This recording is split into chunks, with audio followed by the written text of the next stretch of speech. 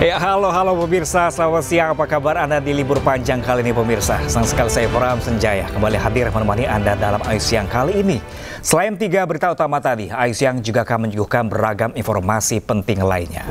Dan pemirsa, Ayu Siang kali ini kami awali dari informasi sebuah takbot karam dihempas badai saat berlayar di Buton Utara, Sulawesi Tenggara. Seorang ABK tewas.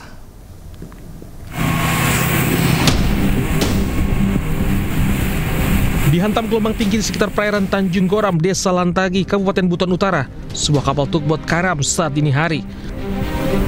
Dalam insiden ini, 8 anak buah kapal menjadi korban, 7 diantaranya berhasil selamat dan 1 ditemukan dalam kondisi meninggal dunia. Saat itu kapal tugboat mereka sedang menarik tongkang dan melintas di perairan Buton Utara, tiba-tiba dihantam badai. Gelombang tinggi menerjang kapal sehingga karam di tempat dangkal daerah Karang. Tanjung Goram. Tiba-tiba ada cuaca buruk, langsung kencang angin. Langsung terjadi share kita ke pinggir. Mereka berjumlah 6 orang. 2 orang melompat untuk menyelamatkan diri untuk ke bibir pantai, namun karena ombaknya cukup kencang sehingga 1 meninggal dunia karena diakibatkan tidak pintar berenang. Jenazah korban saat ini sudah berada di ruang jenazah RSUD setempat, diduga korban tewas terkena batu karang. Sementara itu 7 orang ABK yang selamat telah dievakuasi ke RSUD Buton Utara untuk perawatan medis. Kabupaten Buton Utara, Sulawesi Tenggara, Adi Eba melaporkan. Sementara itu pemirsa, tanah longsor menutup total Jalan Raya Garut Tasikmalaya hingga tak bisa dilewati kendaraan. Polisi menggelar rekayasa lalu lintas di kedua arah untuk mengurai antrian kendaraan. Langsar, yo di tapal kuda, aduh, ya mau bisa lewat tuh ke berangnya, mau bisa lewat ya di tapal kuda yo. Tingginya curah hujan yang terjadi sejak malam hingga pagi mengakibatkan terjadinya tebing longsor yang menutup Jalan Raya Garut Tasikmalaya, tepatnya di Kampung Tapal Kuda, Desa Kutawaringin, Kecamatan Salawu, Kabupaten Tasikmalaya, Jawa Barat. Banyaknya material longsoran yang menutupi jalan membuat arus lalu lintas lumpuh total. Pasca kejadian, tim gabungan langsung melakukan pembersihan material longsor. Alhamdulillah, tadi setelah 1 jam lebih kita melaksanakan evakuasi. Jalur sudah terlihat kembali, mungkin ada sedikit saja normal kembali ke sini, membersihkan sisa lumpur, ya tidak terjadi laka. Kemudian kembali tidak jalan supaya tidak licin kembali. Alhamdulillah untuk jalur sudah normal kembali. Akibat bencana ini, arus lalu lintas dari kedua arah terpaksa dialihkan karena longsor juga terjadi di wilayah Garut. Setelah dilakukan evakuasi material longsor, jalur utama Tasikmalaya Garut akhirnya bisa dilalui oleh kendaraan pada Sabtu siang. Dari Tasikmalaya, Jawa Barat, Asep Juharyono, iNews melaporkan. Diguyur hujan selama 4 jam, kawasan Cibodas, Kota Tangerang terendam banjir. Puluhan sepeda motor mogok setelah nekat menerobos banjir. Banjir juga nggak, Pak?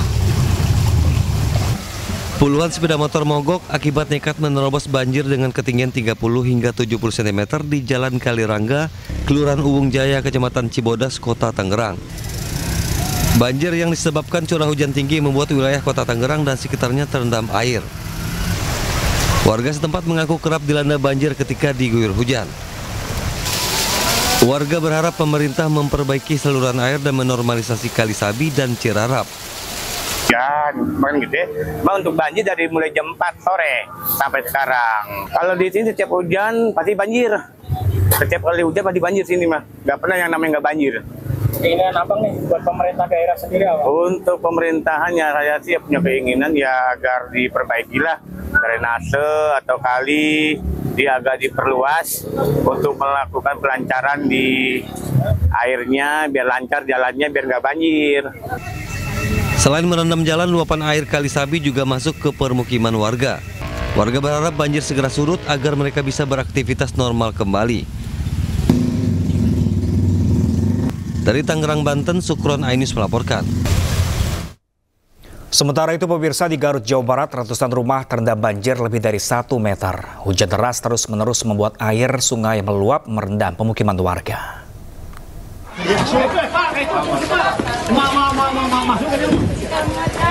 Menggunakan perahu karet, petugas gabungan mengevakuasi warga usai ratusan rumah terendam banjir di kawasan Cimacan, Sudika Indah, Desa Haur Panggung, Kecamatan Tarogong Kidul, Kabupaten Garut, Jawa Barat. Ketinggian banjir mencapai 1,5 meter. Petugas mengevakuasi lansia dan anak-anak. Salah seorang warga pingsan akibat kelelahan saat dievakuasi. Banjir akibat hujan deras sejak Sabtu dini hari sehingga membuat Sungai Cimanuk meluap. Himbauannya kepada masyarakat tetap waspada, ya, dan tapi pemerintah tetap bekerja untuk mengawasi dan memantau. Sekaligus nanti setelah surut, nanti tentu pemerintah akan melakukan upaya pembersihan dan juga pengerjaan yang lainnya. Tidak ada korban jiwa dalam peristiwa ini. Meski Pemkab Garut telah menyiapkan tempat pengungsian, namun sejumlah warga memilih tinggal sementara di sanak saudara. Dari Garut, Jawa Barat, Iis Solihin, iNews melaporkan. Kita ke informasi selanjutnya, pemirsa. 4 hari hilang, seorang nelayan di Wawoni, Konawe, Kepulauan ditemukan tewas. Korban ditemukan sekitar 221 meter arah barat daya dari lokasi kejadian kecelakaan. Kiri. Pelan. Seorang nelayan ditemukan meninggal dunia saat ditemukan oleh tim operasi pencarian dan penyelamatan Basarnas Kendari di hari keempat. Korban dilaporkan hilang di perairan antara Pulau Cempedak dan Pulau Hari, Konawe, Kepulauan. Korban merupakan warga desa Bahopo Uwulu, Kecamatan Wawoni Tengah. Diketahui korban yang bernama Lagata berangkat memancing di perairan antara Pulau Cempedak dan Pulau Hari pada Rabu pagi. Berdasarkan kebiasaannya, korban harusnya kembali pada siang hari. Namun hingga laporan diterima, korban tidak kunjung pulang. Pihak keluarga telah melakukan pencarian awal tetapi tidak membuahkan hasil. Ditemukan dalam keadaan MD sekitar kurang lebih 200 meter arah barat LKP titik duga. Selanjutnya korban kita lakukan evakuasi ke desa Bahu Ulu, Kecamatan Woni Tengah dan diserah terimakan pada keluarga. Basarnas Kendari menghimbau masyarakat agar memperhatikan kondisi cuaca saat hendak beraktivitas di wilayah perairan. Dari Kendari, Sulawesi Tenggara, Mukhtaruddin, iNews melaporkan. Ya pemirsa, jangan pernah lengah mengawasi anak saat bermain. Seorang bocah perempuan iseng mengalungkan pengaman sepeda di lehernya hingga terkunci. Orang tua bocah meminta pertolongan petugas damkar. Pemotong kunci di leher kok iseng.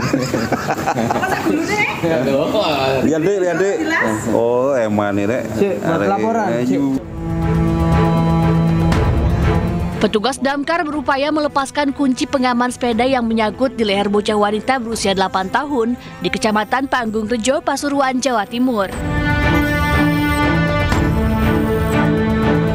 Dengan berhati-hati, petugas memotong kawat pengaman yang mengalung di leher bocah tersebut. Kejadian bermula saat bocah kelas 2 SD bernama Zaidah itu bermain kunci pengaman sepeda milik keluarganya dan mengalungkan di lehernya. Ini bawah. Itu kuncinya. Ini buat. Namun tiba-tiba kunci tak bisa dilepas karena kuncinya hilang. Orang tua korban pun langsung bawa anaknya ke kantor damkar untuk mendapatkan pertolongan.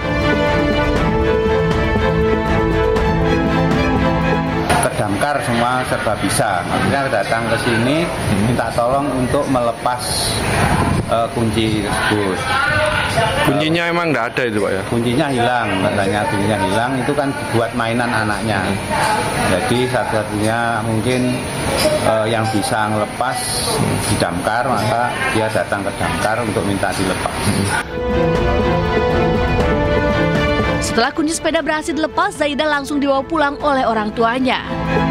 Peristiwa ini menjadi pengingat bagi orang tua untuk selalu mengawasi anak-anak saat bermain. Dari Pasuruan, Jawa Timur, Jaka Samudra, iNews melaporkan. Ya pemirsa, polisi memeriksa pemandu wisata pendaki Brazil, Juliana Marins, yang tewas di Gunung Rinjani.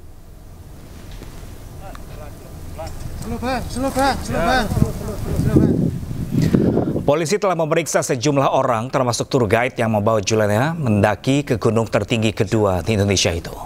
Selain tour guide, polisi juga memeriksa trekking organizing, seorang porter dan petugas Taman Nasional Gunung Rinjani. Pemeriksaan untuk mengetahui kronologis kejadian yang menimpa Juliana Marins di Gunung Rinjani hingga ditemukan meninggal dunia.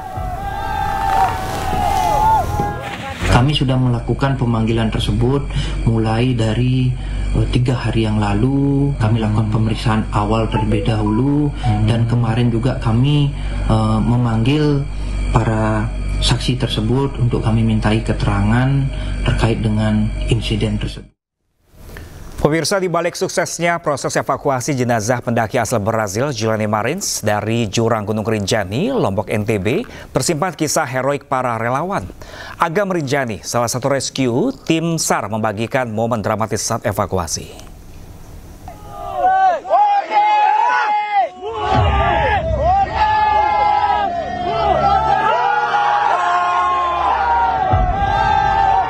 Pendaki asal Brazil yang terperosok di jurang Gunung Rinjani di Lombok NTB berhasil dievakuasi oleh tim SAR gabungan. Salah satunya datang dari Agam Rinjani, anggota tim SAR yang membagikan momen dramatis saat ia harus bermalam di tebing curam sedalam 600 meter demi menjaga jenazah Juliana Marins.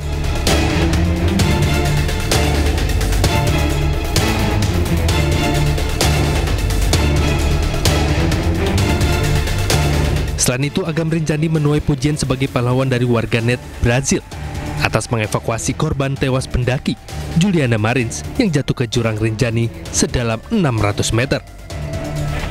Jenazah korban selanjutnya ditandu menyusuri rute pendakian menuju posko Sembalu. Kemudian dibawa ke Rumah Sakit Bayangkara Polda Nusa Tenggara Barat menggunakan helikopter medis. Tim Liputan iNews melaporkan. Terungkap pendaki asal Brazil Juliana Marins meninggal dunia akibat benturan keras di Gunung Rinjani, Lombok, Nusa Tenggara Barat. Hal itu diketahui dari hasil otopsi di Rumah Sakit Bali Mandala Denpasar, Bali.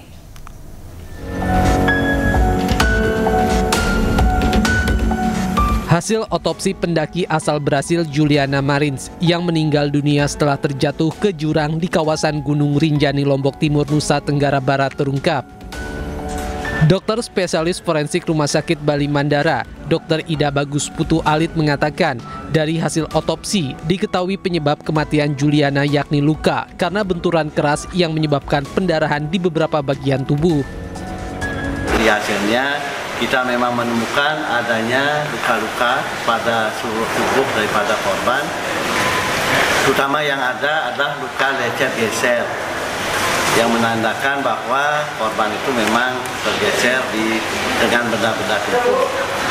Kemudian kita juga menemukan adanya patah-patah tulang, terutama di daerah dada, bagian belakang, juga tulang punggung dan paha.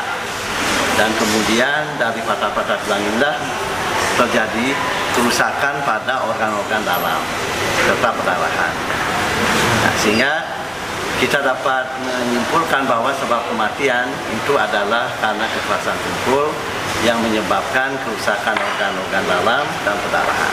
Bahwa kematian yang terjadi pada korban itu dalam jangka waktu yang sangat singkat dari luka terjadi. Sebelumnya, Juliana Marins, pendaki asal Brasil, terperosok di jurang puncak Gunung Rinjani, Sembalun, Lombok Timur, Nusa Tenggara Barat. Pendaki berumur 26 tahun ini terdeteksi melalui pantauan udara drone thermal dan dievakuasi di kedalaman 600 meter 24 Juni lalu. Dari Denpasar, Bali, Indira Ari, iNews melaporkan. Selanjutnya, pemirsa, viral seorang WNA asal Polandia terlibat insiden dengan warga di kawasan wisata Leang-Leang, Maros, Sulawesi Selatan. Dalam video yang beredar, turis tersebut emosi dan mengancam warga dengan kata-kata kasar.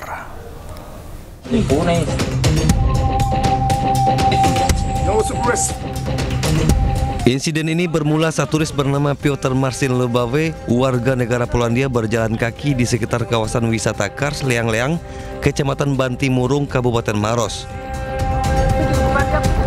Turis tersebut merasa terganggu dengan sejumlah anak-anak dan warga yang mengikuti dan menyebutnya dengan kata-kata tidak pantas. Warga yang merekam kejadian itu kemudian mengunggahnya ke media sosial hingga viral dan menuai beragam komentar. Kapolsek Bantimurung AKP Siswandi menyebut peristiwa ini terjadi akibat miskomunikasi antara turis dengan warga sekitar. While I was walking and trying to demand and teach someone what it means respect, that you shouldn't be taking away your own dignity to make something for yourself, and that was making me very upset and angry when you say one time go away, you should go away. And I'm trying to be patient, and I'm a patient man, but sometimes when the string is pulled too hard, not only when it's pulled too little, you're gonna make a mistake, because when it's string too hard, it's gonna snap when the right moment gonna come, and I will get angry. Then I have right to protect myself in self-defense, not only me, but also the rules of Bushido, and then you can get snapped. So I said go away, and they still stopped following me. So I took a stone and a bamboo stick saying away. Karena kesalahpahaman atau keterbatasan bahasa, karena yang bersangkutan tidak terlalu fasih bahasa Inggris, asalnya yang bersangkutan ini dari Polandia.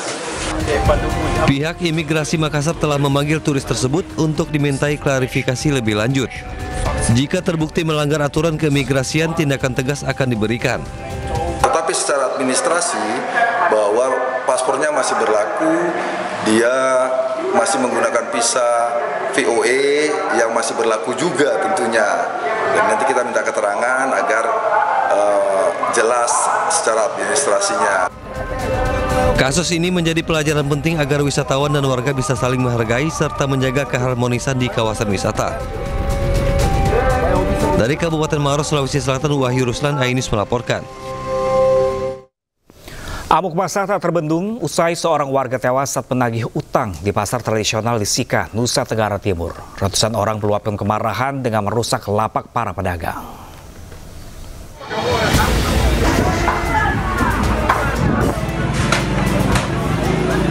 Ratusan massa menyerbu pasar tingkat Maumere dan mengobrak-abrik lapak dagangan seperti sepatu dan mainan anak-anak yang ada di pasar tradisional di tengah kota ini. Massa yang datang terlihat melampiaskan amarah setelah kematian seorang pria akibat dianiaya pelaku di pasar tingkat Maumere. Lokasi kejadian yang berjarak sekitar 100 meter dari Mapores Sika membuat aparat kepolisian Polres Sika turun mengamankan massa. Massa pun membubarkan diri usai melampiaskan kemarahan dan merusak barang dagangan. Ini tadi kita lari ke tempat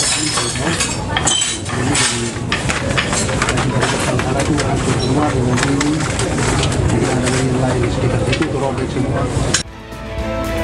Sebelumnya, korban tewas akibat penganiayaan. Peristiwa terjadi saat korban akan menagih utang, namun pelaku justru menendang pada kemaluan korban. Korban dibawa ke rumah sakit, namun nyawanya tidak tertolong. Hingga saat ini, 1 orang telah diperiksa polisi sebagai pelaku penganiayaan. Dari Sika, Nusa Tenggara Timur, Joni Nura, Ainus melaporkan. Polisi meringkus sejumlah remaja diduga pelaku tawuran di Makassar, Sulawesi Selatan. Seorang remaja berusaha kabur lewat jendela ketika polisi mengepung rumahnya.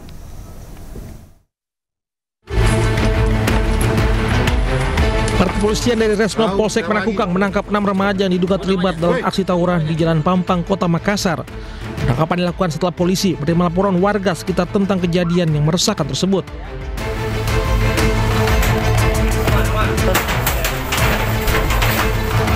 Ke-6 remaja di bawah umur ini diamankan di lokasi berbeda, bahkan salah satu tersangka sempat mencoba kabur dengan cara melalui jendela.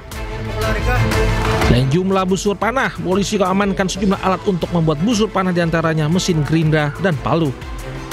Ini adalah diduga pelaku yang selama ini yang tawuran di Kelurahan Pampang, Kecamatan Panakukang, Kota Makassar. Itu sementara diamankan ada busur, anak panah busur, berikut alat-alat yang digunakan dalam pembuatannya. Kini ke-6 remaja ini masih menjalani proses pemeriksaan lebih lanjut guna mengetahui peran masing-masing. Dari Kota Makassar, Sulawesi Selatan, Muhammad Nur Numorni, Ainus melaporkan. Ya pemirsa, terima kasih masih bersama kami di Ayu Siang. KPK menangkap 6 orang dalam operasi tangkap tangan di Mandailing, Natal, Sumatera Utara terkait dugaan korupsi proyek pembangunan jalan.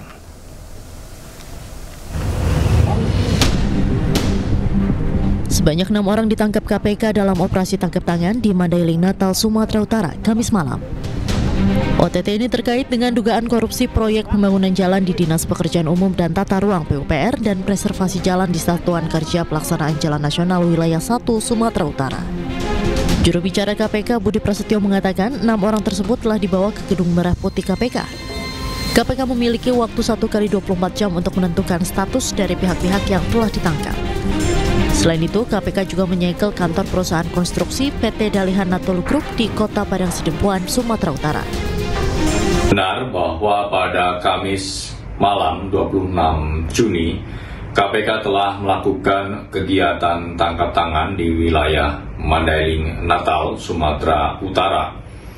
Bahwa kegiatan tangkap tangan tersebut terkait dengan dugaan tindak pidana korupsi pada proyek pembangunan jalan di Dinas PUPR dan juga reservasi jalan di PJN Wilayah 1 Sumatera Utara. Bahwa pada kegiatan tangkap tangan tersebut KPK telah mengamankan sejumlah 6 orang dan malam ini langsung dibawa ke Gedung Merah Putih KPK Jakarta untuk dilakukan pemeriksaan lebih lanjut. Diketahui operasi tangkap tangan ini adalah operasi senyap kedua KPK pada tahun 2025. Tim Liputan iNews melaporkan. Sementara itu, pemirsa, Menteri Pekerjaan Umum Dodi Hanggodo menyerahkan sepenuhnya proses hukum kepada KPK usai penangkapan 6 tersangka dalam proyek pembangunan jalan di Sumatera Utara. Kementerian PU juga akan mengevaluasi seluruh jajarannya sesuai instruksi Presiden Prabowo Subianto. Atlas saya sudah bicara berbuih-buih pentingnya integritas, pentingnya menghadirkan Tuhan di hati, tapi ya masih aja begini. Tapi dengan segala hormat, dengan menjunjung tinggi asas praduga tidak bersalah, kami serahkan seluruh prosesnya kepada para aparat penegak hukum. Mulai minggu depan, atas restu Pak Presiden, kami harus mulai mengevaluasi seluruh jajaran PU dari mulai eselon 1 sampai BPK agar kejadian-kejadian seperti ini. Kejaksaan Agung mencegah mantan Mendikbudristek Nadiem Makarim berpergian ke luar negeri di tengah statusnya sebagai saksi dugaan kasus korupsi pengadaan laptop tahun 2019-2022. Nadiem dilarang ke luar negeri selama 6 bulan.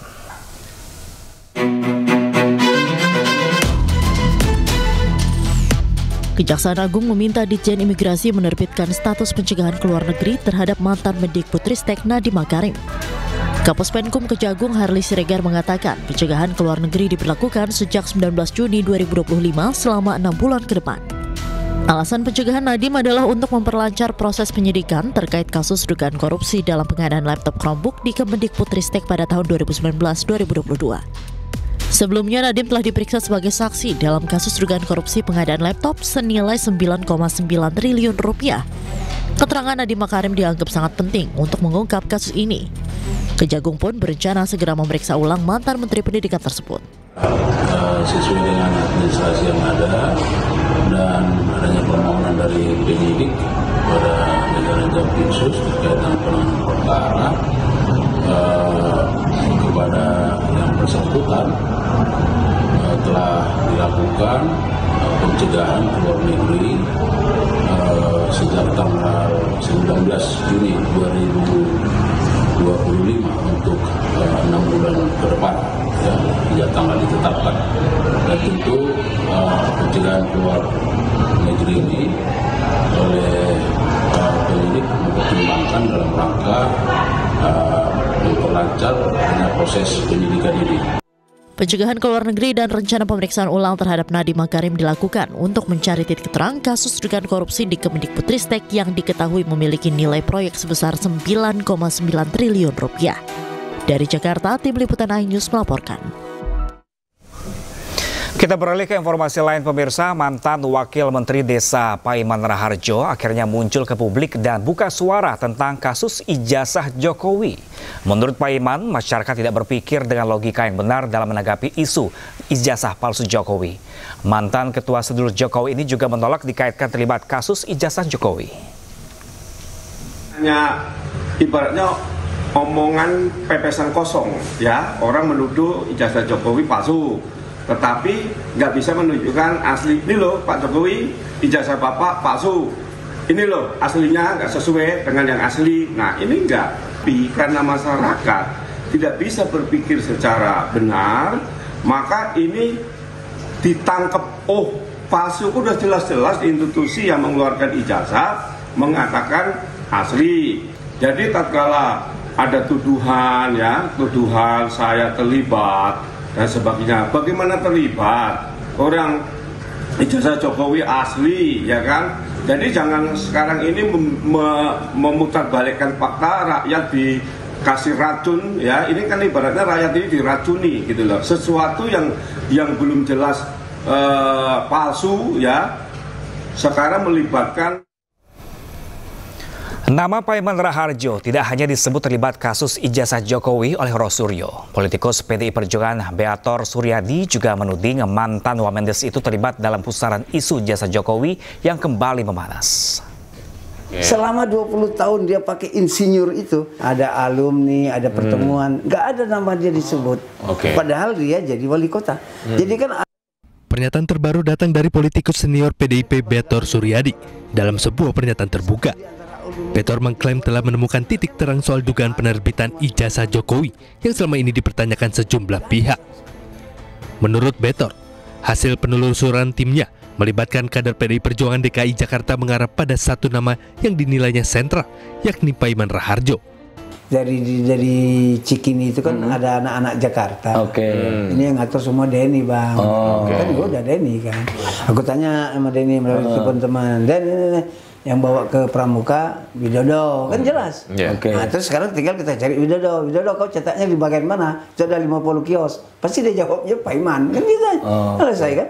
Oh, jadi Paiman ini udah terkenal di situ kali ya? Yang punya percetakan. Dia dari mulai nol di situ. Dia jadi tukang sapu, jadi tukang apa. Terus dia menjadi rektor Mustopo. Jadi rektor. Dia profesor, dokter. Sekarang menjadi profesornya di internasional. Waduh, jangan-jangan hebat ini. Jangan-jangan semua itu dibikin dia sendiri. Tapi dia bilang dia dapat doktornya dari Unpad, kata dia. Nanti kita cek di Unpad. Tapi yang lain-lainnya itu dia ya cetak sendiri juga bisa kan? Orang dia bisa bikinin punya orang lain. Selain itu, Beator Suryadi, politikus senior PDI Perjuangan, juga menuding Prasetyo Adi tahu-menahu soal ijazah Joko Widodo. Saya jadi cukup meyakinkan Mas Pras kan dia Mas Pras sekretaris pemenangan waktu pilkada gubernur. Nah jadi dialah yang mempertemukan dua tim ini dan tim ini berbentuk menjadi ujungnya Widodo sama Denny. Dirancanglah itu semua dokumen karena Pras paling paham, si Denny Iskandar ini paling paham tentang syarat-syarat untuk menjadi kandidat itu. Dan dia memang dari partai kami dia yang sering ke KPUD. Atas tudingan itu, Prasetyo Edi, politikus senior PDI Perjuangan, juga mempertanyakan manuver politik Beator yang kini tiba-tiba muncul mengeluarkan pernyataan seakan-akan dirinya sebagai pihak yang paling mengetahui. Menurut Prasetyo Edi, tidak ada nama Bung Beator Suryadi masuk di dalam tim pemenangan Jokowi Ahok yang resmi diajukan secara resmi oleh PDI Perjuangan dan Gerindra. Selain itu, Beator juga menyatakan dokumen yang dicetak ulang tersebut untuk melengkapi kekurangan berkas pendaftaran Jokowi ke Komisi Pemilihan Umum DKI Jakarta. Tim Liputan Ainis melaporkan. Sebelumnya pemirsa, pakar telematika Roy Suryo menduga adanya keterlibatan mantan Wakil Menteri Desa Pembangunan Daerah Tertinggal dan Transmigrasi Paiman Raharjo dalam kasus ijazah Jokowi. Roy Suryo bahkan menyebut sempat mendapat ancaman dari Paiman terkait aktivitasnya mengungkap keaslian ijazah Jokowi.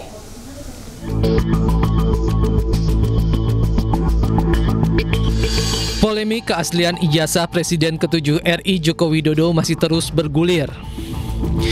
Pakar telematika Rosuryo menduga adanya keterlibatan mantan Wakil Menteri Desa Pembangunan Daerah Tertinggal dan Transmigrasi era 2023-2024 Paiman Raharjo dalam kasus dugaan ijazah palsu Jokowi. Roy menyebut mendapatkan informasi Paiman Raharjo memiliki usaha fotokopi dan pengetikan skripsi di Pasar Pramuka. BA-nya itu dia mengaku, sekali lagi ya, Profesor P tersebut dia mengaku bahwa punya usaha di di Pasar Pramuka, ya, di Pasar Pramuka Pojok. Dan ini sudah dikonfirmasi oleh seorang peneliti intelijen, ya, atau pemerhati intelijen, Pak Sri Raharja, bahwa memang betul Profesor P ini memiliki kios di Pasar Pramuka pada tahun 97 sampai dengan 2017. Jadi tidak benar kalau dengan 2002, karena ada bukti-buktinya. Bahkan dia mengorganisir orang-orang di Pasar Pramuka itu untuk beberapa waktu yang lalu membuat reuni. Jadi jelas betul ya keterlibatan Profesor P ini di Pasar Pramuka. Selain itu, Roy Suryo juga menyebut mendapat ancaman dari Paiman Raharjo melalui pesan WhatsApp pada 6 Mei lalu. Itu mengirimkan BA yang bernada intimidatif, ya.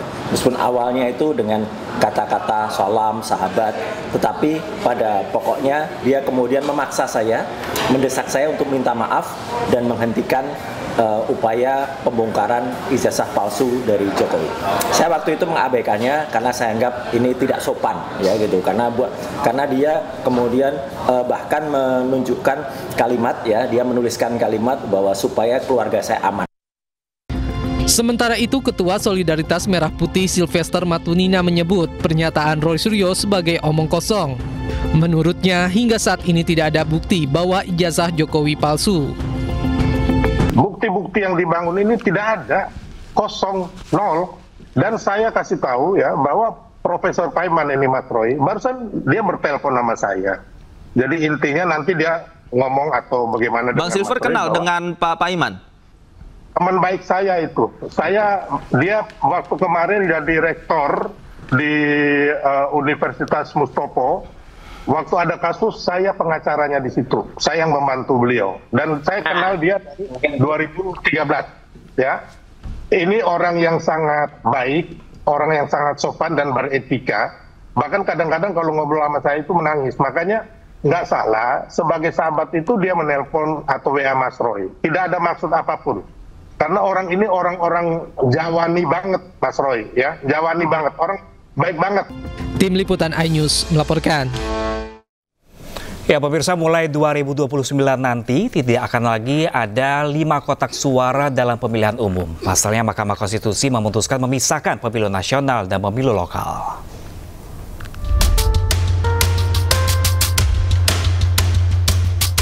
Mahkamah Konstitusi memutuskan memisahkan penyelenggaraan pemilihan umum nasional dan lokal pada pemilu 2029 nanti.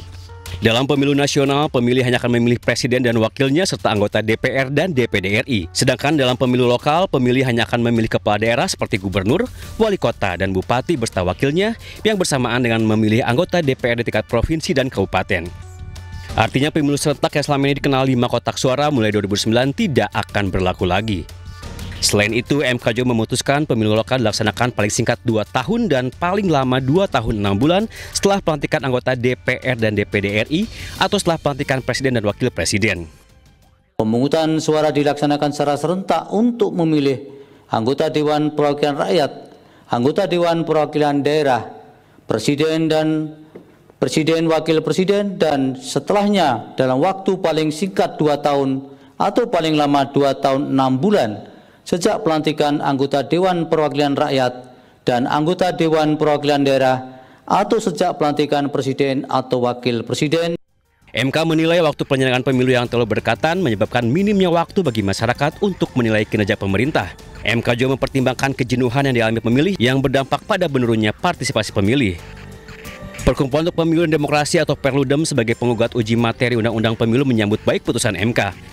Perludem menilai putusan MK dapat menjawab kerumitan penyelenggaraan pemilu seperti beban kerja yang terlalu tinggi bagi penyelenggara pemilu. MK mengamini bahwa pemilu serentak 5 kotak itu ternyata punya problem yang sangat serius terhadap pemilih. Pemilih sangat kebingungan dengan 5 surat suara dan ada kejenuhan pemilih, apalagi bersamaan pula dengan jadwal dan waktu penyelenggaraan pilkada di tahun yang sama.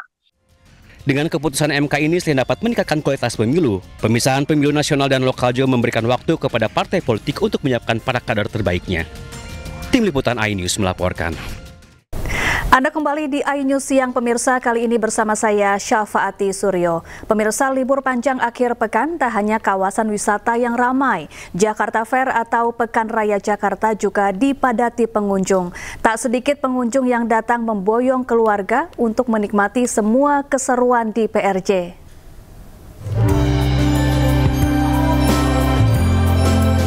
Momen libur panjang akhir pekan dimanfaatkan warga untuk ramaikan Pekan Raya Jakarta atau Jakarta Fair Kemayoran.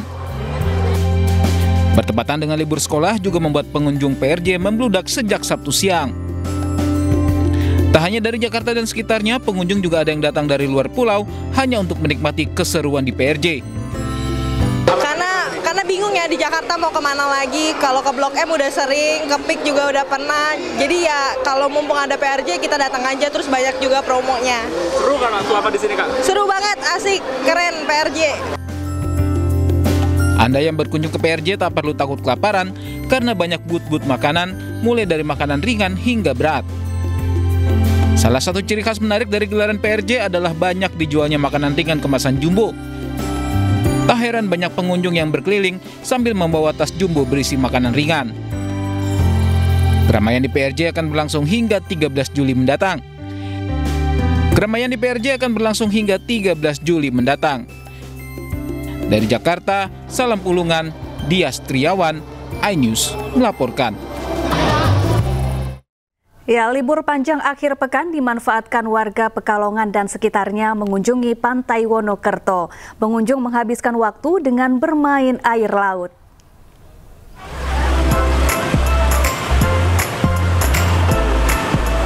Libur panjang akhir pekan, kawasan wisata Pantai Wonokerto, Pekalongan, Jawa Tengah dipadati wisatawan. Pengunjung yang kebanyakan keluarga menghabiskan waktu di pantai sambil mandi air laut dan main pasir. Sambil mengawasi anak-anak yang bermain di pantai, para orang tua menikmati bekal makanan yang dibawa dari rumah. Selain pemandangannya yang indah, tempat wisata ini jadi favorit karena aman bagi pengunjung. Ini piknik dengan siapa ini, Pak? Ya, sama keluarga nih, sama keluarga ya. Kenapa memilih pantai ini, Pak?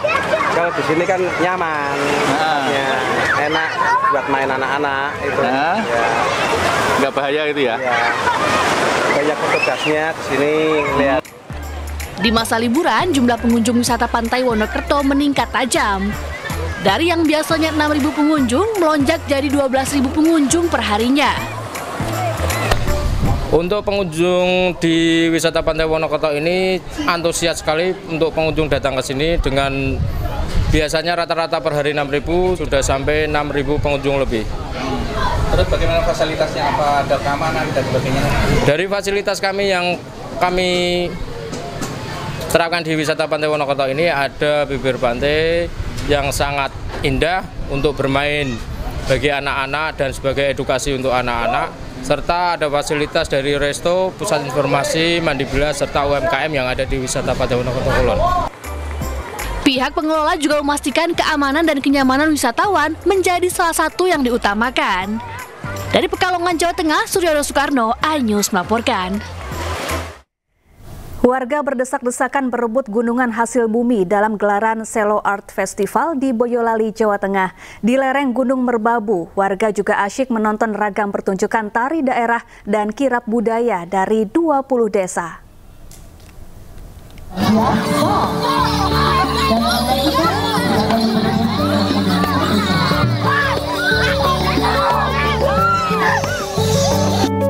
Warga dan wisatawan berdesak-desakan berebut gunungan hasil bumi dalam gelaran Selo Art Festival di Desa Samiran, Boyolali, Jawa Tengah.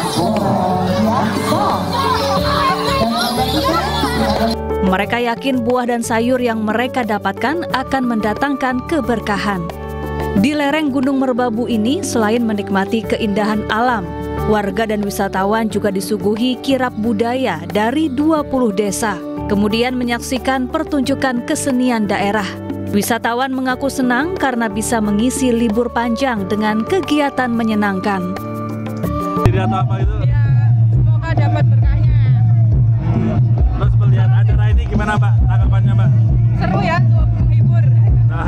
Tanggapannya ya seru banget ya, seru, terus juga jarang ada di kota saya, terus bagus banget sih sama tampilan tariannya terus gitu. Yang paling dikenali apa Mbak tarian di sini? Tarinya topeng ireng, warok, terus gedruk ya mungkin ya yang saya tahu. Selo Art Festival merupakan bagian dari peringatan Hari Jadi ke-178 Kabupaten Boyolali dan Tahun Baru Islam. Diharapkan wisata budaya dapat terus dilestarikan dan bisa memberi edukasi serta manfaat bagi warga. Dari Boyolali, Jawa Tengah, Tata Rahmanta, iNews melaporkan. Ya, bagi Anda penggemar wisata menguji adrenalin, wahana keranjang gantung di Sukabumi, Jawa Barat bisa Anda coba. Di sini pengunjung menyusuri lembah dari ketinggian 160 meter sambil menikmati keindahan panorama hutan, gunung, dan air terjun. Tapi takut.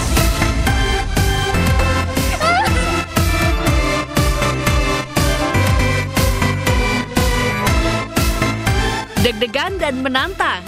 Itulah sensasi yang dirasakan pengunjung saat menaiki keranjang rotan di kawasan wisata Lembah Purba Situgunung, Sukabumi, Jawa Barat. Pengunjung diajak menyusuri lembah dengan ketinggian 160 meter dengan jarak tempuh sepanjang 523 meter. Saat keranjang gantung yang disebut keranjang sultan ini sudah berjalan, rasa takut pun perlahan menghilang. Terutama saat menikmati keindahan panorama alam. Ada hutan rimbun yang elok, hijaunya Gunung Gede Pangrango dan Curug Sawer yang mempesona. Nggak ngeliat sih, lihat handphone, tapi bagus pemandangannya, bagus banget. Baru pertama kali atau? Iya, baru pertama kali. Keranjang sultan ini dapat menopang beban hingga 150 kg. Keranjang sultan ini juga diklaim sebagai keranjang sultan terpanjang di Indonesia. Jangan khawatir, wahana ini sudah dirancang sesuai dengan standar keamanan. Keranjang Sultan sendiri memang ini baru ya, kita masih promo, diberikan kepada yang menginap dan yang melakukan ekspedisi Lembah Purba. Kadang kita setelannya kurang sedikit, kalau pas itu di 6 menit saja, bisa paling lama. 6 menit ya? 6 menit, ya. Kalau pas ukuran kecepatannya. Tapi kalau kurang sedikit itu di sampai 10 menit. Untuk merasakan sensasi wahana yang satu ini, para pengunjung harus antre terlebih dahulu. Di masa liburan, ada diskon tiket menjadi Rp50.000 per orang. Dari Sukabumi, Jawa Barat, Budi Setiawan, iNews melaporkan.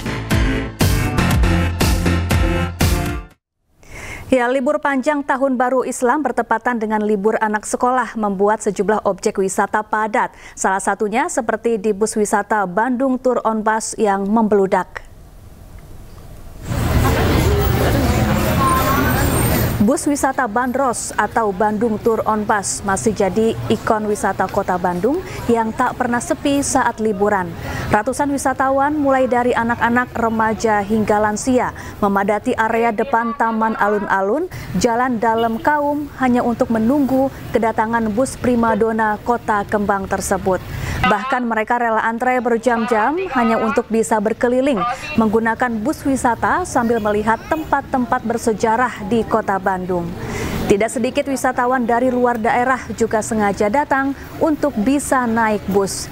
Bus berkapasitas 25 orang ini beroperasi setiap hari mulai pukul 8 pagi hingga pukul 4 sore. Sementara itu, hari terakhir libur panjang, wisatawan di kota Yogyakarta berburu oleh-oleh di Pasar Beringharjo.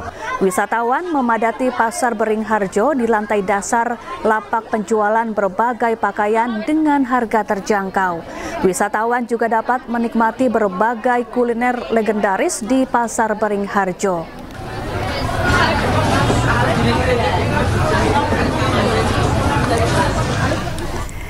Ya, untuk informasi terkini suasana liburan di Bandung dan Yogyakarta, sudah ada rekan kami Ervan David di shelter Bandros di Braga, Bandung, dan juga Galih Wisma di Pasar Beringharjo, Malioboro, Yogyakarta. Selamat siang rekan-rekan, saya ingin ke Bandung terlebih dahulu. Ervan, bagaimana suasana terkini di shelter Bandros di Braga? Apakah masih dipadati oleh wisatawan? Ya, Safa dan juga pemirsa dapat informasikan memasuki hari terakhir libur panjang Muharram, kawasan shelter Braga yang ada di kawasan wisata Braga ini sendiri terus dipadati oleh para wisatawan dari berbagai daerah yang ada di Indonesia. Dan salah satu daya tarik di objek wisata Braga ini sendiri yaitu dapat menaiki bus bandros, di mana bus bandros ini sendiri selalu menjadi magnet bagi para wisatawan yang hendak untuk berkunjung ke kawasan Braga. Dan kita akan melihat atau mewawancarai salah satu pengunjung wisatawan dari Jambi. Apa kabar Ibu? Ya, baik. Ya, Ibu, ini gimana Bu? Sendiri Bu, wisatawan di Braga ini sendiri. Alhamdulillah ramai sekali. Di sini ada bandros yang kita pengunjung bisa berkeliling-keliling di kota Bandung. Kemudian di sini juga tidak ada kendaraan roda 4 yang membuat Braga jadi ramah lingkungan, tidak ada lagi udara yang kotor. Sangat bangga sekali sampai di Braga ini membuat para pengunjung nyaman dan aman, alhamdulillah. Jadi kenapa alasan pengen bandros Bu? Karena bisa keliling-keliling di kota Bandung dan kita sendiri tidak ngantri menggunakan sarana transport umum yang sudah disediakan oleh pemerintah. Ini gimana Bu? Sebelumnya udah pernah ngerasain bandros atau belum? Sudah pernah merasakan bandros. Sekarang dengan hanya membayar uang 20.000, para pengunjung dapat menaiki kendaraan bandros ini. Terima kasih Ibu. Sama-sama. Jalan-jalan kembali Ibu. Ya, begitu pengakuan salah satu wisatawan yang ada ya di kawasan Jalan Braga ini sendiri, di mana para wisatawan mengaku sangat antusias untuk menaiki bandros setiap kali libur panjang datang untuk berkunjung ke kota Bandung. Demikian, Ustaz. Ya, Ervan, bus ini setiap berapa menit sekali bisa mengangkut penumpang dan kemana saja rute yang dilalui oleh bus bandros? Ya, dari informasi yang kami dapatkan, Sakap, khusus untuk bus ini akan melalui kawasan Jalan Perintis Kemerdekaan, lalu mengarah ke kawasan Jalan Wastu Kencana, lalu akan melalui kawasan Jalan Merdeka dan akan kembali ke shelter Braga ini. Dan untuk jalur ini sendiri membutuhkan waktu 30 menit perjalanan untuk membawa para wisatawan berjalan-jalan berkeliling kota Bandung dengan menggunakan bus. Demikian, Safa. Baik, terima kasih Ervan David langsung dari kawasan Braga, Bandung, Jawa Barat. Selanjutnya kita akan bergeser ke rekan Galih Wisma di Pasar Beringharjo, Malioboro, Yogyakarta. Selamat siang Galih, bagaimana suasana terkini di kawasan Malioboro, Yogyakarta?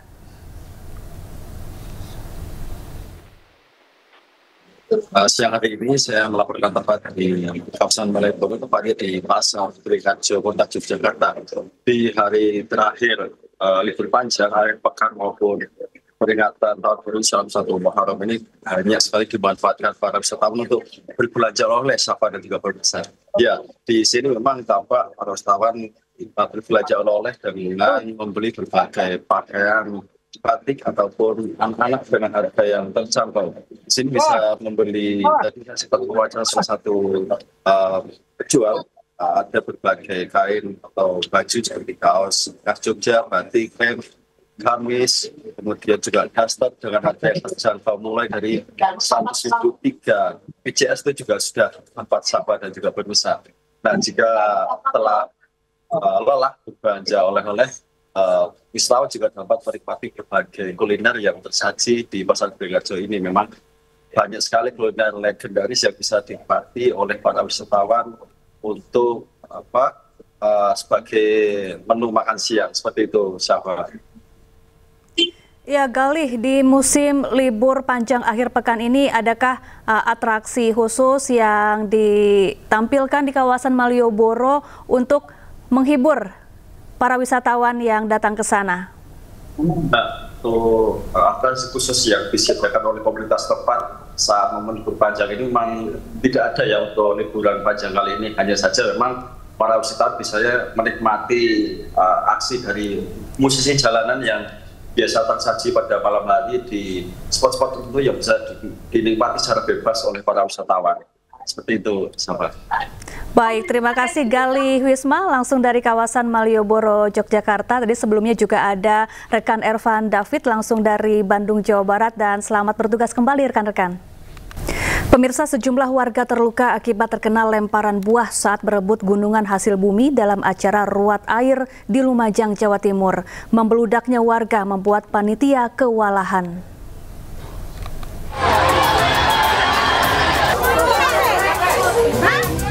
Sejumlah warga terluka saat berebut gunungan hasil bumi di lokasi wisata Tirto Sari View, Desa Penanggal, Lumajang, Jawa Timur pada Minggu siang. Bahkan seorang warga dilarikan ke puskesmas karena terkena lemparan hasil bumi di bagian kepala.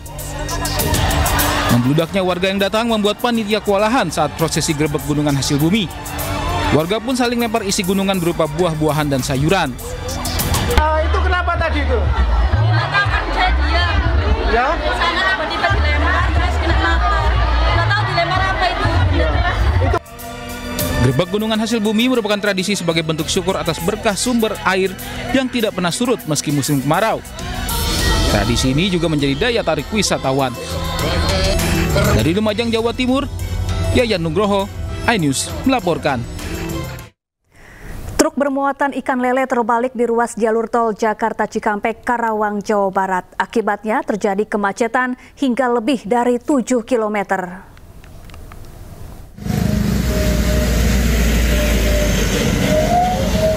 Sebuah kendaraan truk engkel membawa ikan lele mengalami kecelakaan tunggal terbalik di ruas jalur tol Jakarta Cikampek kilometer 54300. Belum diketahui penyebab kecelakaan kendaraan.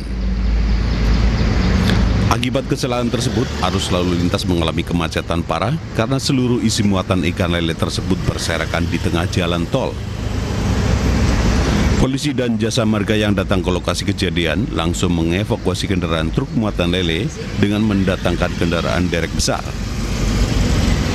Arus lalu lintas mengalami macet parah hingga 7 km lebih saat petugas mengevakuasi kendaraan yang terbalik. Kemacetan terpantau mulai dari kilometer 54300 hingga kilometer 62. Kendaraan tidak bergerak karena badan jalur lalu lintas digunakan untuk mengevakuasi kendaraan truk yang terbalik. Akibat kecelakaan tersebut, pengemudi truk mengalami luka-luka. Dan kasus kecelakaan tersebut kini ditangani oleh pihak Laka Lantas Polres Karawang, Jawa Barat. Dari Karawang, Jawa Barat, Rudi Setiawan, iNews melaporkan. Pemirsa, lelah bermacet-macet di kota besar saat momen libur panjang. Wisata pemandian air panas di Subang bisa jadi pilihan. Selain sensasi relaksasi air panas, pengunjung juga bisa bermain dengan aneka satwa.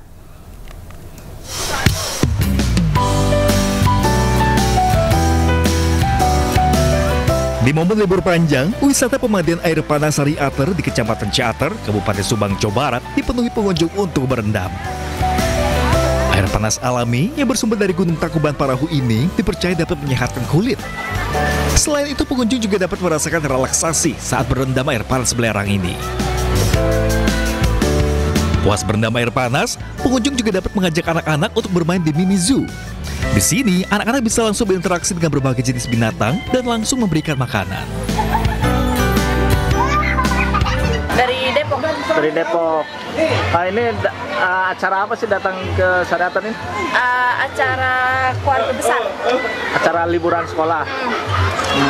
Sekolah kelas berapa nih? Kelas 7. 7. Sekarang lagi libur ya? Iya.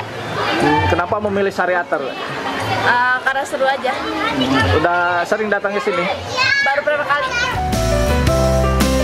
Untuk menikmati wisata pemandian air panas ini, pengunjung cukup membayar Rp50.000 per orangnya. Namun untuk libur panjang sekolah, pelajar mendapatkan diskon menjadi Rp25.000 dan bahkan gratis khusus pelajar yang masuk peringkat 10 besar di kelasnya. Dari Subang, Jawa Barat, Yudi Haryawan Juanda, iNews melaporkan. Ya, hari terakhir libur panjang, 10.000 kendaraan dari arah Jakarta sejak pagi tadi terpantau menuju kawasan wisata Puncak Bogor. Minggu pagi diperkirakan 10.000 kendaraan dari arah Jakarta menuju Puncak. Meski jumlahnya turun dibanding kemarin, Satlantas Polres Bogor melakukan rekayasa lalu lintas satu arah dari Jakarta menuju Puncak. Polisi juga menyiagakan 180 personel di sejumlah titik kemacetan, seperti di Simpang Gadok, Simpang Gunung Gelis, Mega Mendung, hingga titik masuk wisata Taman Safari.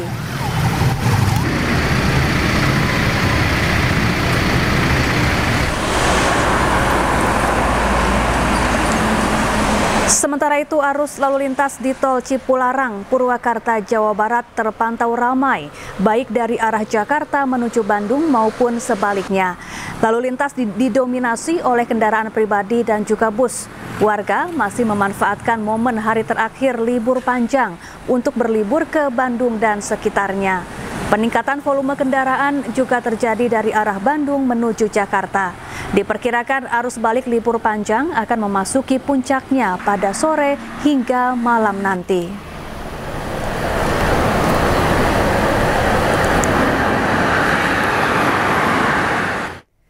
Ya, untuk informasi terkini kita sudah terhubung dengan rekan Irwan di Tol Cipularang kilometer 82 Purwakarta, Jawa Barat. Selamat siang Irwan, bagaimana kondisi terkini di Tol Cipularang?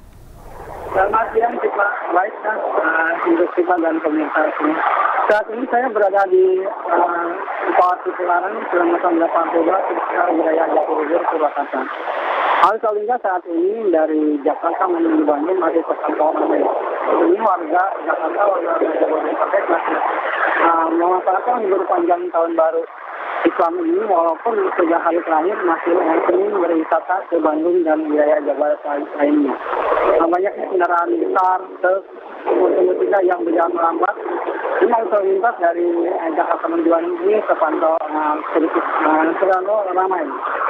Bahkan kalau keramaian ini cukup panjang, yaitu beberapa dari sementara selain arus mudik atau arus wisata yang arus Bandung, arus baliknya atau arus balik dari Bandung menuju Jakarta juga cukup ramai.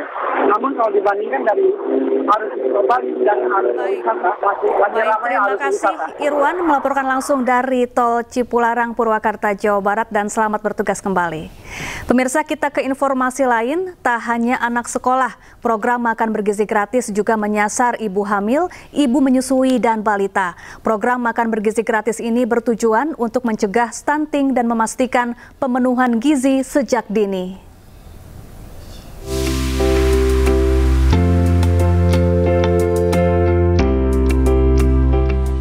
Program makan bergizi gratis tak hanya menargetkan anak sekolah. Program tersebut juga menyasar ibu hamil, ibu menyusui, dan balita yang berada di Kecamatan Warung Kiara, Kabupaten Sukabumi, Jawa Barat. Salah satunya di Posyandu 5 Desa Warung Kiara. Belasan ibu hamil, ibu menyusui, dan balita antusias menyantap makan bergizi. Total ada 91 warga mendapatkan makan bergizi yang terdiri dari 14 ibu hamil, 11 ibu menyusui, dan 91 balita. Bahkan jumlah kehadiran ibu hamil yang datang ke Posyandu pun meningkat 90%. Sangat membantu sekali, khususnya Desa Warung Kiara yang saya bina ya. Ibu hamil itu ada di 11 Posyandu, semuanya alhamdulillah dapat. Bumil, busui, itu semua dapat, Pak. Alhamdulillah dengan adanya ini, jadi kehadiran ke Posyandu juga jadi bagus gitu. Biasanya ibu hamil ada aja yang malas-malasan Pak ya, yang nggak hadir, tapi semenjak ada ini karena mereka terdata ada di Posyandu kita, jadi alhamdulillah rajin gitu, jadi hadir ke Posyandu gitu. Menu yang diterima pun sama dengan anak sekolah, namun dengan porsi yang berbeda yang diberikan setiap Senin dan Kamis setiap Posyandu. Ya, alhamdulillah senang dengan adanya makanan bergizi ini. Tanggapan saya sih, alhamdulillah membantu gitu Pak.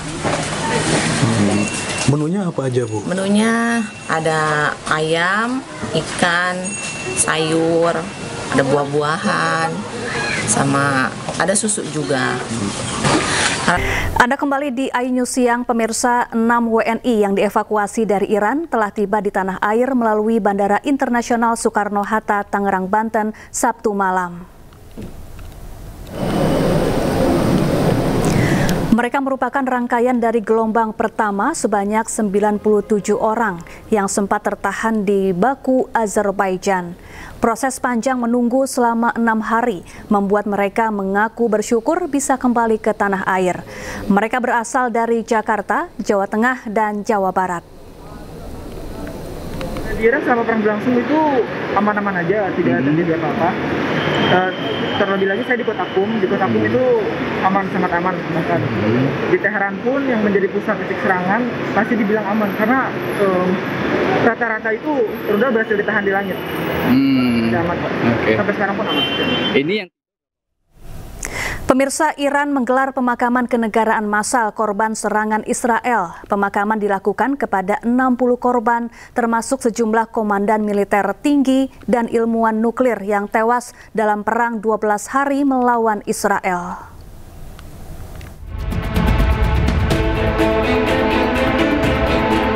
Pemerintah Iran menggelar pemakaman kenegaraan massal untuk sekitar 60 korban, termasuk sejumlah komandan militer tinggi dan ilmuwan nuklir yang tewas dalam perang 12 hari melawan Israel. Prosesi pemakaman berlangsung di lapangan Eng Helab, lalu berlanjut menuju lapangan Azadi. Dua lokasi ini memiliki simbolisme nasional penting untuk Republik Islam Iran. Di antara tokoh yang tewas adalah Kepala Staf Angkatan Bersenjata Iran Jenderal Muhammad Bagheri, kemudian Komandan Utama Korps Garda Revolusi Islam Hossein Salami, dan Kepala Pasukan Dirgantara IRGC yang dikenal sebagai arsitek program rudal Iran, Amir Ali Hajizadeh. Ketiganya merupakan tokoh sentral dalam struktur keamanan Iran dan sangat berpengaruh dalam pengembalian kekuatan militer Iran, termasuk dalam strategi pertahanan udara dan dukungan terhadap milisi proksi di Timur Tengah. Kematian 3 jenderal tersebut memicu gelombang duka nasional sekaligus seruan pembalasan dari pejabat dan kelompok garis keras Iran. Pemimpin tertinggi Iran, Ayatullah Ali Khamenei, menyebut para korban sebagai syuhada pembela tanah air dan Islam.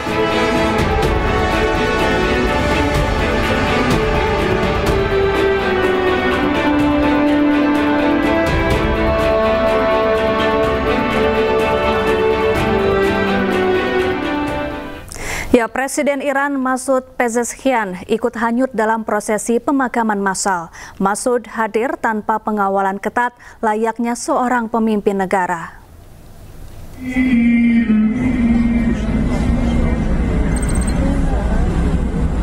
Dikutip dari Roya News English, Presiden Iran Masoud Pezeshkian terlihat hadir membaur bersama massa dalam prosesi pemakaman. Prosesi Hari Berkabung Nasional ini dimulai dari Lapangan Revolusi, melintasi kota Teheran sepanjang 11 km dan berakhir di Azadi Square.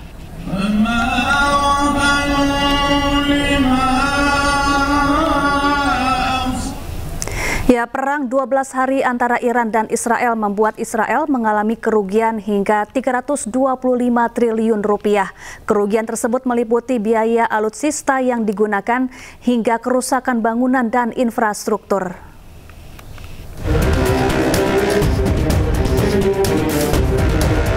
Israel diperkirakan mengalami kerugian total 20 miliar dolar Amerika Serikat atau lebih dari 325 triliun rupiah akibat perang 12 hari melawan Iran. Angka itu termasuk kerugian langsung sebesar 12 miliar dolar atau lebih dari 195 triliun rupiah. Media lokal Israel Yediot Aharonot menyebut pengeluaran Israel dalam perang sejauh ini sudah mencapai sekitar 20 miliar shekel atau sekitar 6,5 miliar dolar. Sebanyak 2,9 miliar dolar atau sekitar 45 triliun rupiah dialokasikan untuk pengeluaran militer termasuk amunisi, operasi udara, dan logistik untuk unit cadangan. Selanjutnya 1,5 miliar dolar atau sekitar 23 triliun rupiah dalam bentuk kompensasi untuk bisnis, pekerja, dan 15.000 penduduk yang mengungsi. 1,5 $1,5 miliar lainnya berupa kerusakan bangunan dan infrastruktur yang ditimbulkan oleh serangan rudal Iran. Meski sudah mengalami kerugian besar, militer Israel meminta tambahan dana sebesar 40 miliar shekel atau hampir $12 miliar untuk persiapan perang berikutnya.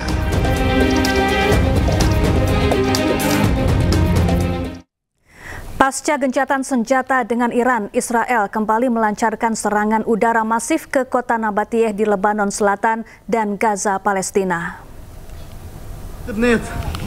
Allahu Akbar. Allahu Akbar rahtik farz bnit.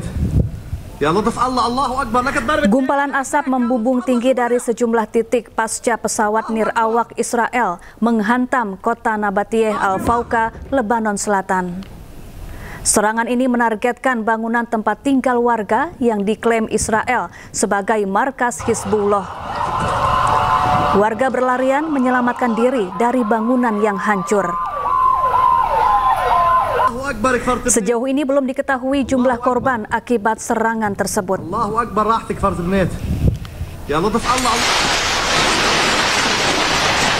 Tak hanya menyerang Lebanon Selatan, Israel juga kembali menyerang Gaza, Palestina. Viral di media sosial, seorang bocah laki-laki yang nyaris terkena ledakan dari serangan udara Israel di daerah permukiman warga di Jabalia Barat. Meski terluka, bocah ini selamat setelah terus mengayuh sepedanya melewati kabut asap dan reruntuhan bangunan.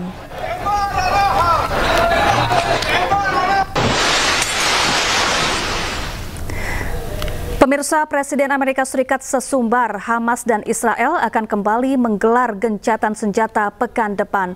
Menurut Trump, apa yang sudah terjadi di Gaza sangat mengerikan. Peace deals. How close are you and your administration to a deal in terms of Gaza ceasefire right now?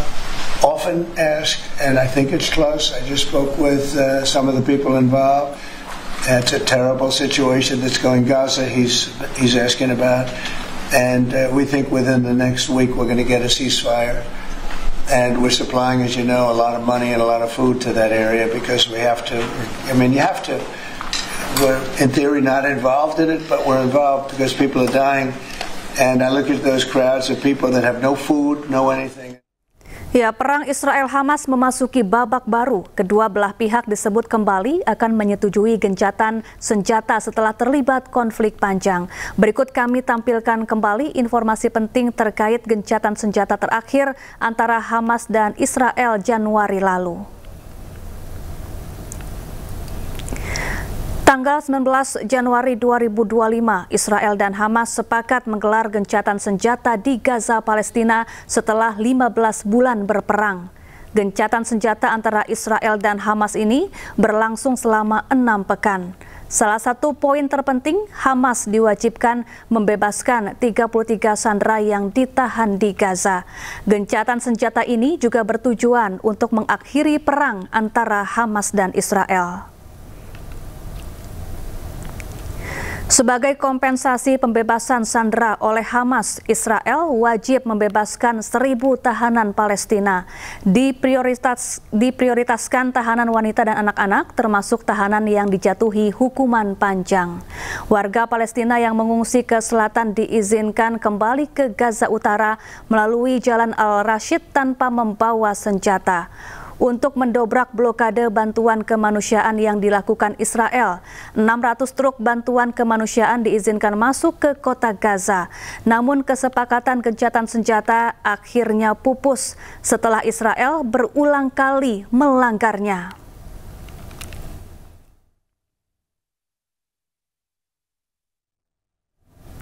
Pengungsi Palestina di jalur Gaza akhirnya mendapatkan bantuan dari PBB. Ratusan orang mengantre demi mendapatkan bantuan bahan pangan.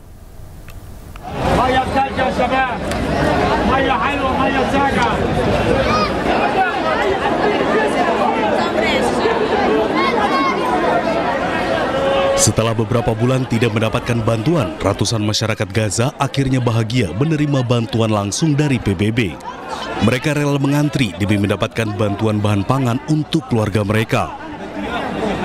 5 أشهر ما خدناش تطعيم وأنا مريض ما بقدرش أحمل تطعيم ولا بقدر أروح على المساعدات ولا بقدر أجري ولا أناطح زي الشباب ويخلف على اللي جابونا لعنا هنا وحافظوا على النظام وأعطونا كيس الطحين. يعني أنت بتأيد هذا بأيد هذا العمل 100% عشان كل واحد ضعيف وقوي وغني وفقير ياخذ حقه في هذا البلد. نقوم بالشراكة مع برنامج الأغذية العالمي ومؤسسة إنقاذ المستقبل الشبابي بنقوم بتوزيع الطحين بعد ما تم وصوله إلى المخازن تبعتنا للفئات المتواجدة في مدينة غزة سواء كانت غرب أو شرق أو شمال أو جنوب للناس الأكثر احتياجا لهذه السلعة بعد فقدانها لأكثر من 4 شهور.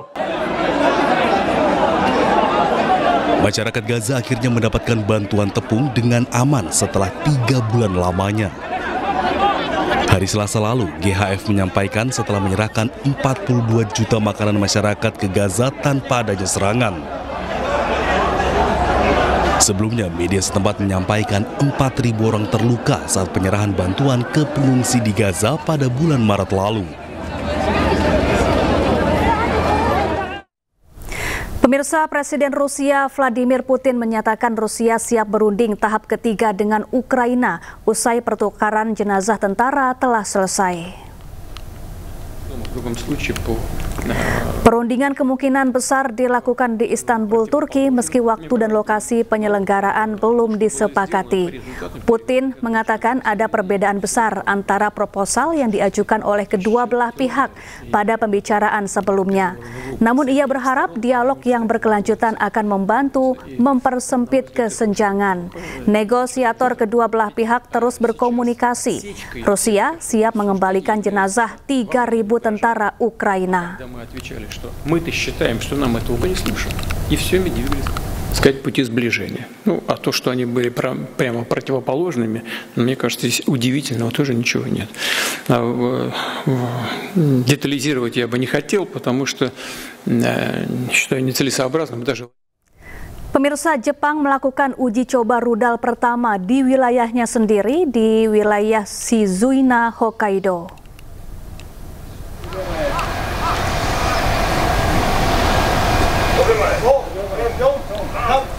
Militer Jepang mengumumkan kesuksesannya dalam uji coba rudal pertama. Uji coba ini digelar oleh Brigade Artileri Pertama Angkatan Darat Jepang dengan sasaran kapal tanpa awak sejauh 40 km dari pantai. Latihan ini akan terus dilakukan hingga hari Senin 30 Juni 2025. Peluncuran rudal yang sama ditargetkan dilakukan sebelum akhir minggu ini. Pemirsa, Masjidil Haram di Makkah menghadirkan pameran spektakuler bertajuk First House atau Al-Baitul Awal di arena perluasan ketiga. Jemaah dapat menelusuri jejak sejarah Ka'bah sejak zaman Nabi Ibrahim alaihissalam hingga saat ini.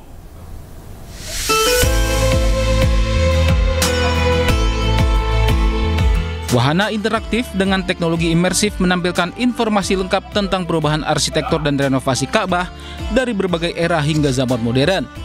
Tidak hanya fokus pada Ka'bah, pameran ini juga melengkapi narasi sejarah Masjidil Haram melalui koleksi berbagai artefak bersejarah. Mengusung teknologi visual audio terkini, kita bisa menikmati display multibahasa, permainan grafis digital, dan layar sentuh yang menampilkan perkembangan Ka'bah dari masa ke masa, serta proses pemeliharaannya. Mr. Abdurrahman, can you explain what it means? Yes, we have all of this is spill, Kaaba spill. This one is special for Hajar Aswad, Rukun Yamani, and Kaaba door. Yeah. This come from India. It's a gift from King Saudi Arabia to Kaaba every year. Another one for Kaaba wash. It's a flower. Tim Ainis Media Group mencoba langsung beberapa layar sentuh interaktif di sana, yang antara lain menyajikan informasi dan data sejarah Ka'bah, hingga alat-alat pemeliharaan dan pembuatan kiswah atau kain penutup Ka'bah. Pameran ini dibuka setiap hari mulai pukul 6 pagi hingga pukul 10 malam waktu Arab Saudi. Menurut otoritas Masjidil Haram, pameran bertujuan mengedukasi umat sekaligus meningkatkan pemahaman spiritual dalam perjalanan ibadah haji maupun umroh. Dari Makkah, Arab Saudi, Syafril Nasution, Masirom, Armidian Kurniawan, iNews melaporkan. Pemirsa, ribuan orang tumpah ruah di pusat kota Seoul, Korea Selatan untuk mengikuti parade Akbar Squid Game. Tak hanya ikut berperan memainkan sejumlah permainan, mereka juga bertemu dengan sutradara dan para aktor utama.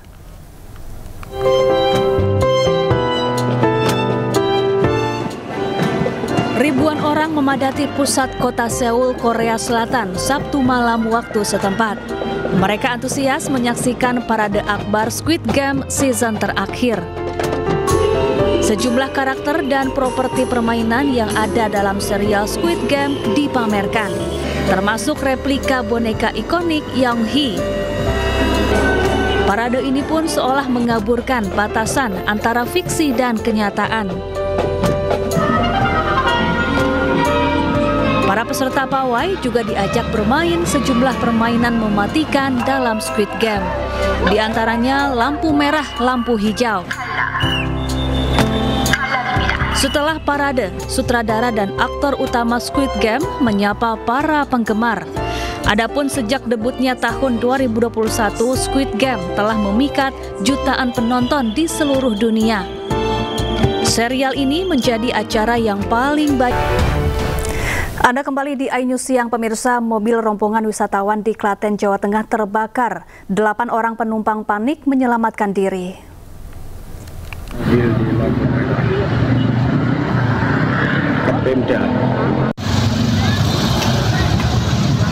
Sebuah mobil bernomor polisi AB1263EL yang ditumpangi rombongan wisatawan satu keluarga asal Yogyakarta terbakar di Jalan Pemuda Klaten, Jawa Tengah.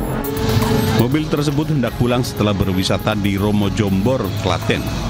Namun tiba-tiba sesampai di traffic light Tonggalan Jalan Pemuda Klaten, tiba-tiba di bagian depan mobil atau bagian mesin mengeluarkan asap dan membuat panik para penumpang mobil. Beruntung para penumpang yang berjumlah sekitar 8 orang berhasil menyelamatkan diri sebelum api membakar sebagian mobil tersebut. Pengakuan korban, api muncul dari bagian depan mobil sebelah kiri. Selanjutnya korban mengevakuasi diri untuk penumpang dan driver kurang lebih 8 orang. Setelah wisata dari Romo Jombor akan pulang ke Kalasan Sleman. Diduga kebakaran tersebut akibat korsleting listrik di bagian mesin. Akibat kejadian tersebut, Jalan Pemuda Klaten sempat mengalami kemacetan beberapa saat. Dari Klaten, Jawa Tengah, Saiful Effendi, iNews melaporkan. Sementara itu dihantam gelombang tinggi sebuah takbot karam saat berlayar di Buton Utara, Sulawesi Tenggara. Akibatnya satu anak buah kapal tewas terhempas ke batu karang.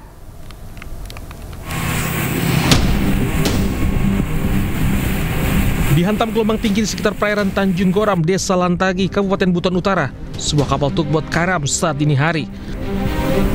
Dalam insiden ini, 8 anak buah kapal menjadi korban, 7 diantaranya berhasil selamat dan 1 ditemukan dalam kondisi meninggal dunia. Saat itu kapal tugboat mereka sedang menarik tongkang dan melintas di perairan Buton Utara, tiba-tiba dihantam badai.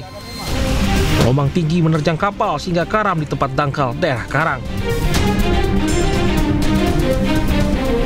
Tanjung Korang.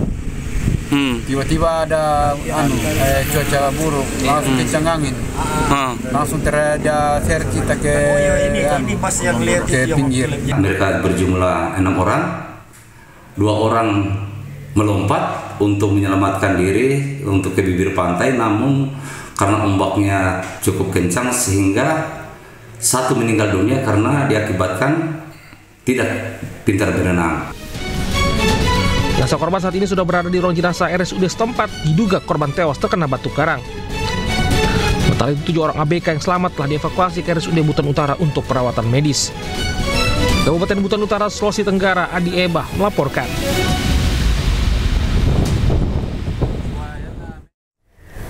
Tanah longsor menutup total Jalan Raya Garut Tasikmalaya hingga tak bisa dilewati kendaraan.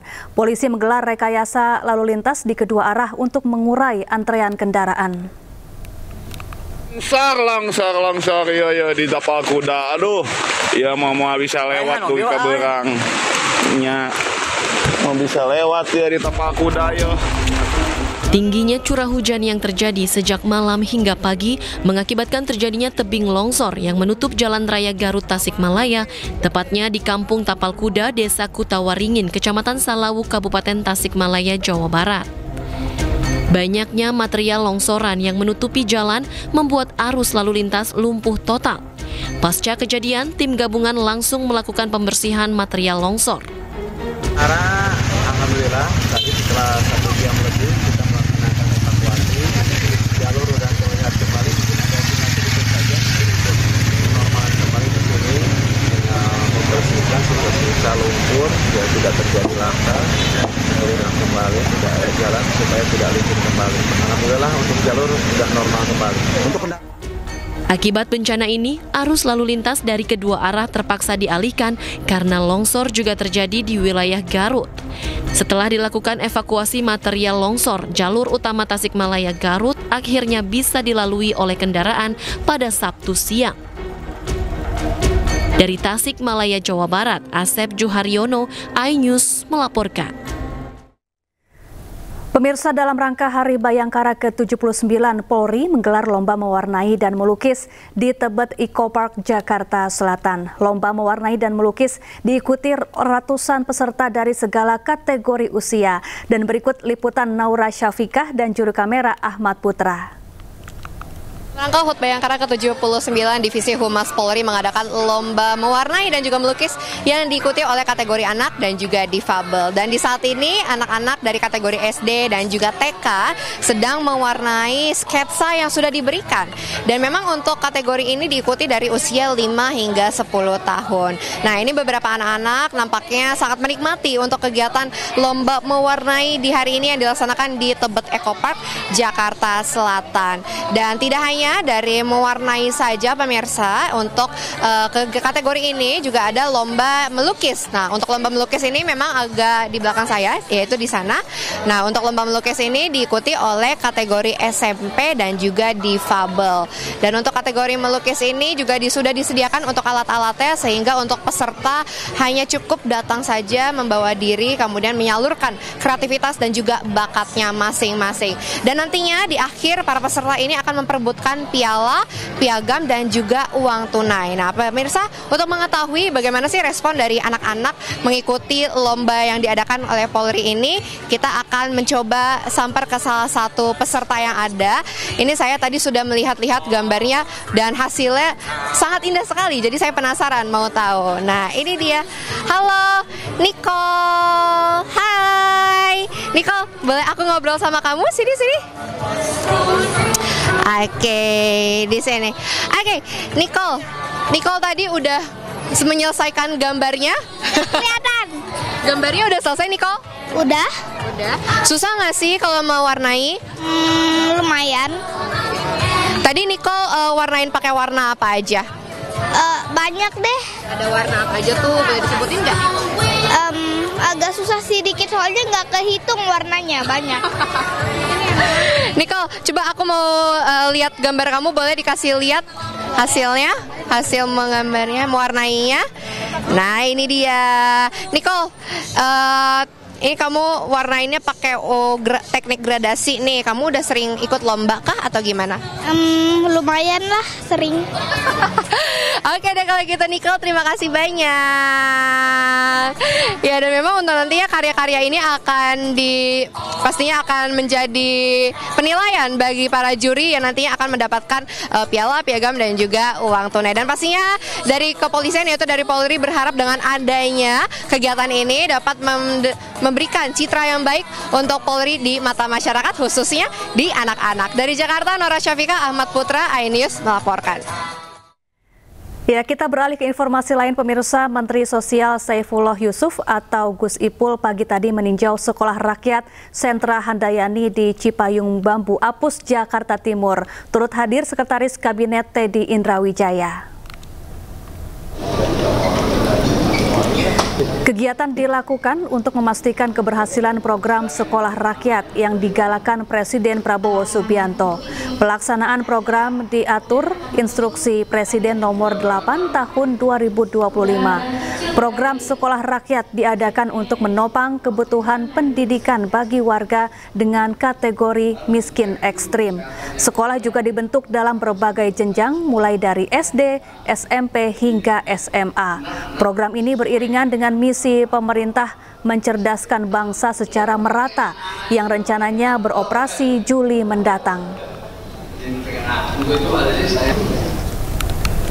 Sekolah rakyat ini bertujuan untuk membangun anak-anak agar lebih sehat, lebih mendapatkan pendidikan yang bermutu, lebih aman, lebih terlindung, dan lebih sejahtera. Tujuannya itu. Jadi terima kasih Bapak Ibu semua telah hadir di sini. Kemudian ini memang kita tidak terlalu banyak di sini, tapi saya yakin dari hal yang di tempat ini nanti akan semakin orang tahu, sampaikan ke yang lainnya bahwa ya tadi yang seperti saya bilang, tujuan adanya sekolah ini adalah nantinya untuk semuanya